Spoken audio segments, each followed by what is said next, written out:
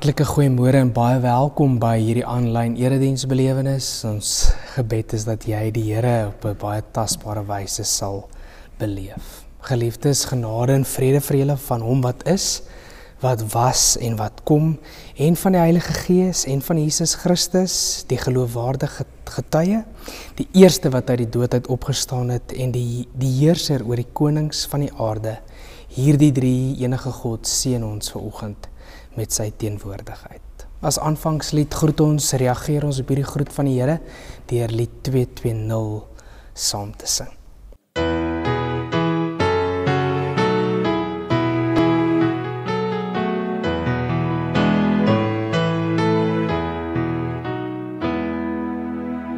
Met ons hart en sing ons Heer van die liefde meer en meer. Aan die kruis het U ons sonde als gedra met geen verweer. Juich oor ons verlosser, is ons bevry. Ons sal aan die Redder Here, net uitdank ons lewe wy. Let ons môre bring ons Here aan die hande in ons lied. Aan die kruis het prys vir ons sonde aangebied. Prys nou ons verlosser, vir ons redding is betaal. U het deur U sterwe, Here, die oorwinning reeds behaal.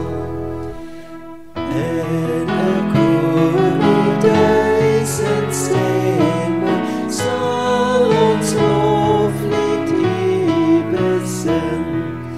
U nabye liefde, Here, het benauwdes ons omring. Sing oor ons verlosser, prys sy naam ons lewe lang. Ons bly aan die troon, o Here, ons sal steeds loof en dank.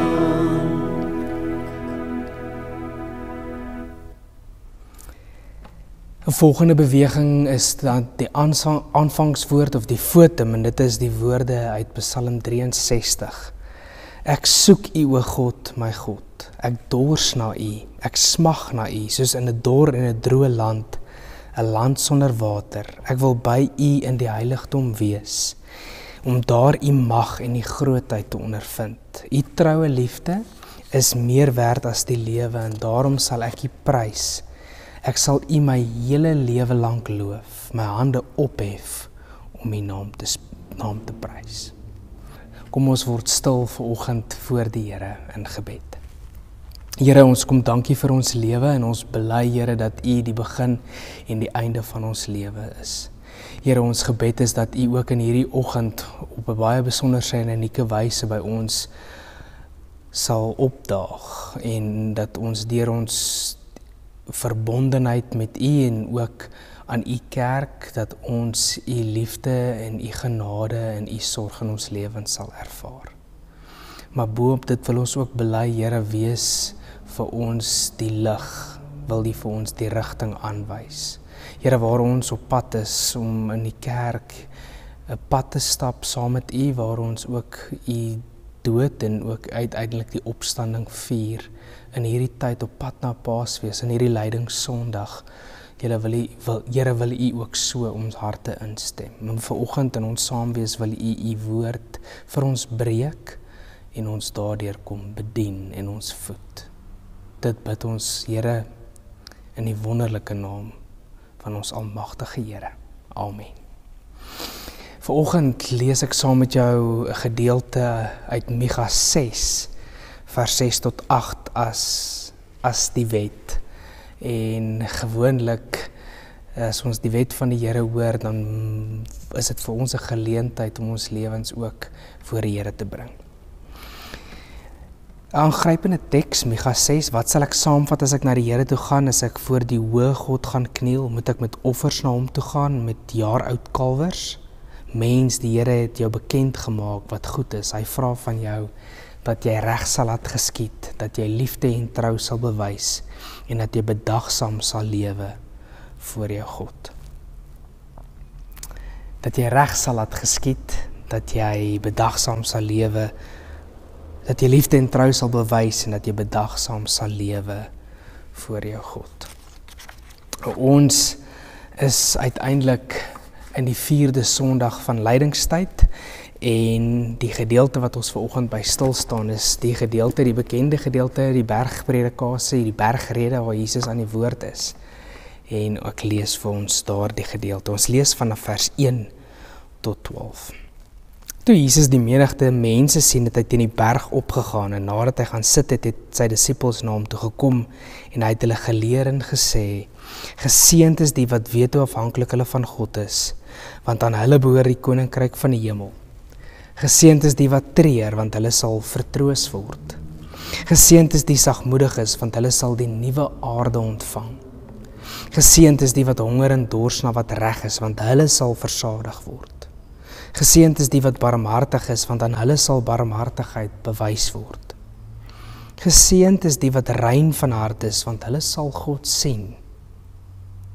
Geseënd is die vredemakers, want hulle sal kinders van God genoem word. Geseënd is die wat vervolg word omdat hulle doen wat reg is, want aan hulle behoort die koninkryk van die hemel.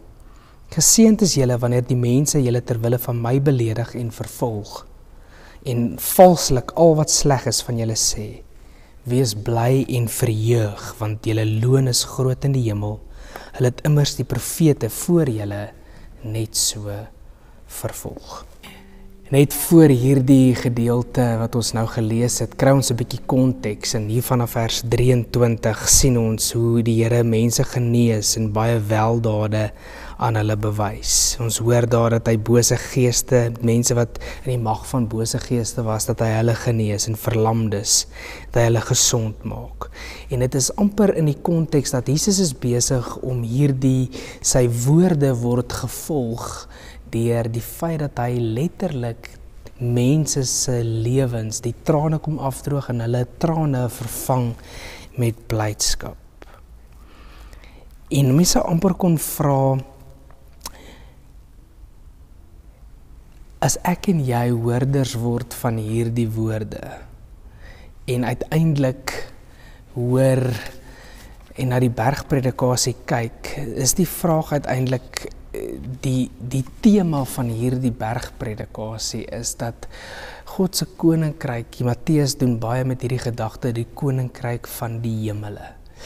En dat dit wat daar heers, dat dit af sal sak aarde toe en hier tussen die mense 'n realiteit word. Mense amper dit kom beskryf met God se droom vir hierdie wêreld. Dallas Willard sê, gebruik hierdie woorde dat hy sê dat Jesus gee eintlik woordeskat, taal aan 'n wêreld wat hy droom en wat hy graag wil sien gestalte vind. En as mens hierdie goeters voorhou en hierdie lys na hierdie lys van goed wat ons nou net gehoor het kyk, sou mens kon sê dat of mens die vraag sou kon vra, hoe lyk God se droom vir hierdie wêreld? En dan sê mens hoor dit deur hierdie woorde. 'n Wêreld waar die koninkryk van die hemel af aarde te beweeg. En hoe lyk so 'n wêreld? 'n Wêreld waar mense vertroos word, waar mense sagmoedig is, waar vredemakers die mense is wat genesing bring. En amper wil hierdie woorde of hierdie bergpredikasie vra, maar leefstyl of watter gewoontes of watter praktyke roep dit op vir my en vir jou as gelowige om dit op te neem en dit te eien as ons identiteit om daaruit te leef. Dit sê 'n plek waar mense hierdie vredemakers, warmhartig, sagmoedig is. Mense wat nie wanneer hulle valslik beskuldig word die reg in eie hande neem nie. En dan sou mens kon vra, maar hoe maak ek en jy as gelowiges of maak ons as gelowiges hierdie realiteit of hierdie droom waar? As ons dan met onsself baie eerlik moet wees, is dit wat ons hier hoor, is dit wat ons beleef in 'n gemeenskap waarin ons leef, in gemeentes waarin ons beweeg, daar waar ek en jy 'n invloed het in hierdie wêreld, maak ons hierdie realiteit waar. En dit wil vir my amper voorkom asof ons ver te kort skiet. En dat ons eintlik op 'n manier afgestomp geraak het vir mekaar. En in lydingstyd staan op hierdie 3 pilare van gebed, van om te vas en van gasvryheid of die gee van almoses om vrygewig te wees.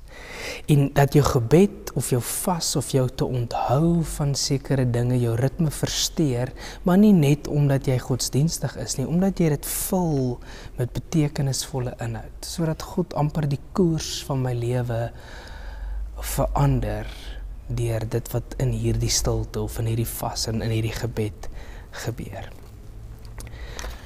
Gedeelte wat ek graag saam met jou wil lees is hierdie gelykenis van die onvrugbare vyeboom in Lukas 13. Ons lees daar vanaf vers 6. Daarna het hy hierdie gelykenis vertel, 'n man het 'n vyeboom gehad wat in sy wingerd geplant was. En toe hy vrugte daarin kom soek, maar niks kry nie, sê hy vir die tuinier, kyk, dis nou 3 jaar dat ek aan hierdie vyeboom vrugte kom soek en ek kry niks nie. Kap hom uit. Waarom moet hy langer die grond uitput? Maar die tuinier antwoord, meneer, laat hom nog hierdie jaar staan. Ek sal die grond rondom hom omspit en bemes. Miskien sal hy dan volgende jaar vrugte dra, maar so nie, kan u hom uitkap. 'n Verskriklike woorde as ons dit hoor, maar ek dink die klem moet hierso lê.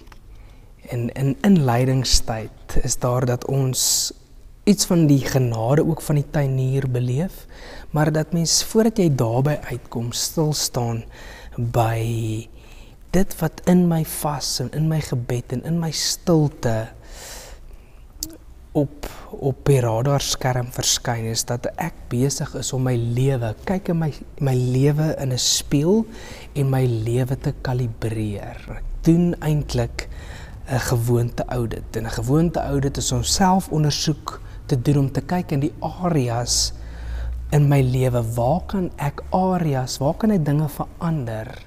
Waar moet dinge totaal en radikaal verander sodat ek Jesus volg? Omdat ek, wanneer deur dit te doen, is ek besig om Christus te volg.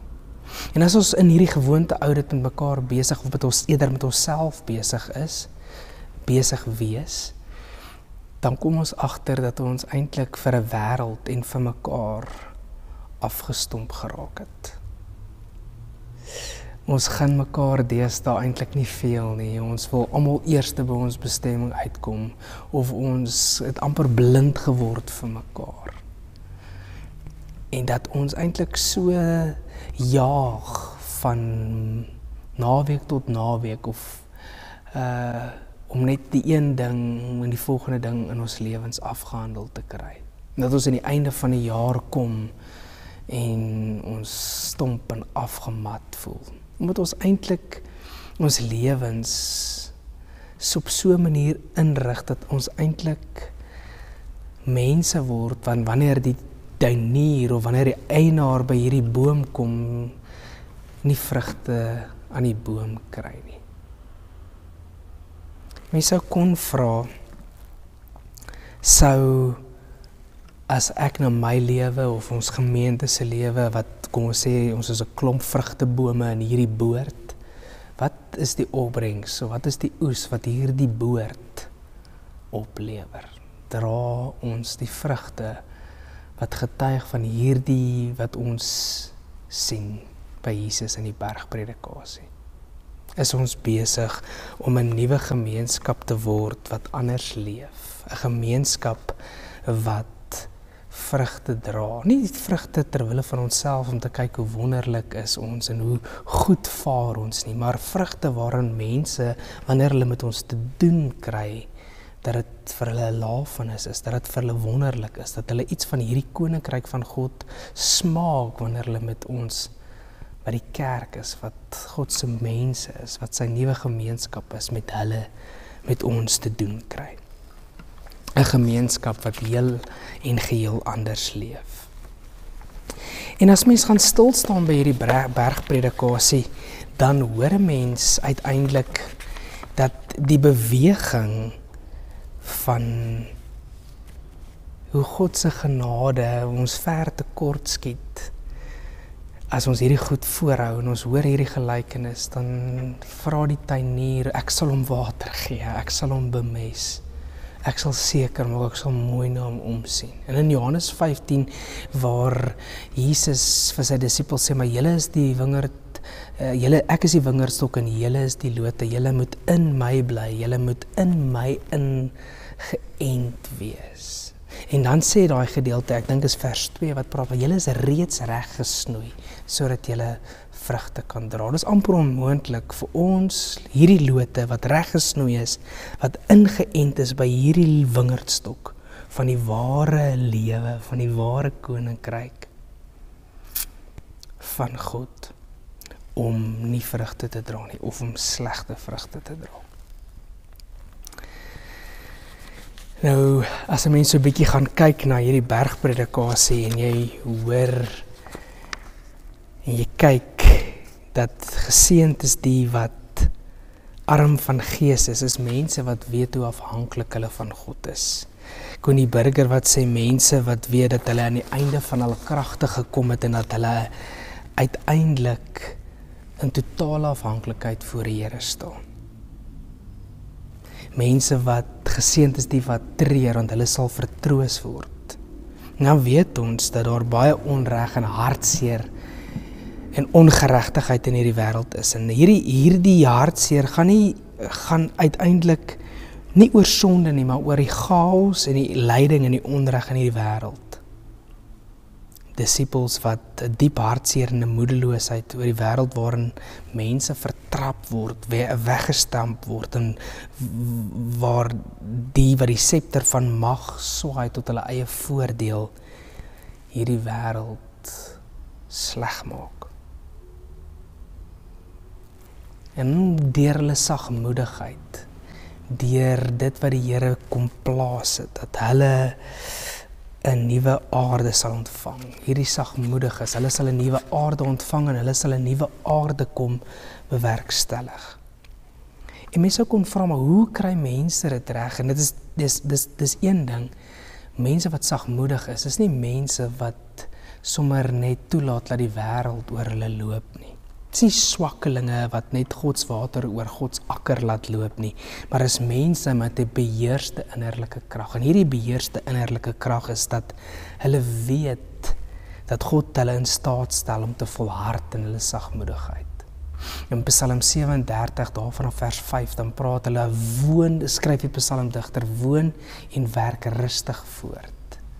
En dat God sal julle onskuld laat deurbreek, soos die son se strale die nuwe dag deurbreek. Mense wat weet dat die Here se geregtigheid uiteindelik sal seëvier. Mense wat 'n innerlike dors het vir regverdigheid. Geseënd is die wat honger en dors na wat reg is. Mense wat honger en dors na geregtigheid, want hulle sal versadig word. Geseënd is die vredemakers, mense wat vrede maak. Geseënd is die wat rein van hart is. En hierdie vredemakers is nie net die afwesigheid van konflik nie, maar dit is absolute totale shalom, dat God se shalom, sy vrede, sy nuwe vrede heers in hierdie wêreld. Mense wat nader na mekaar toe beweeg, en ek dink in hierdie tyd is die wêreld so honger vir vredemakers, is die wêreld dors na vredemakers. Is die wêreld smagtend na mense om ons leiding te gee. Terwyl die wêreld eintlik skree, kyk uit vir jouself, laat jouself geld. En vredemakers sê nee, terwille van jouself, wees die mindere, bewerkstellig hierdie vrede. En mense wat weet dat eintlik die geregtigheid by God lê, is mense wat dit reg kry om al word hulle vervolg, omdat hulle doen wat reg is, sal hulle weet die koninkryk van die hemel behoort aan hulle. Geseënd is julle wanneer die mense geseënd is die wanneer mense julle terwille van my beledig en vervolg en valslik al wat sleg is van julle sê. Mense wat 'n toekomsperspektief het om te weet dat God se geregtigheid is die geregtigheid wat saak maak. In vers 12 beskryf dit so mooi, die julle loon is groot in die hemel. Die tema vanoggend was mense wat God se droom vir hierdie wêreld is dat dit deur gebroke hande realiteit sal word, en dit is so. Vers 3 wat sê ons wat weet hoe afhanklik ons van God is mense wat gebroke hande het, mense wat se lewenslied 'n gebroke melodie is, maar mense wat losgemaak word, al is hulle gebroke, al is hulle lewe 'n gebroke melodie, kies hulle steeds dat die Here hulle gebruik om sy droom vir hierdie wêreld waar te maak.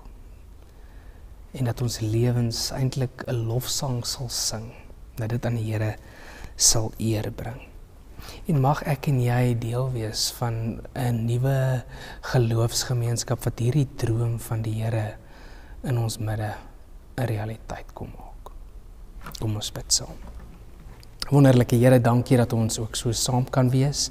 Wil U gee dat ons U droom vir U kerk 'n tasbare realiteit maak in hierdie wêreld. Dit bid ons, Here, as kinders wat weet hoe afhanklik hulle van U is. Amen. Ons sluit ons saamwees vanoggend af deur die sing van lied 524. God roep ons om met woord en daad vir hom te leef en werk.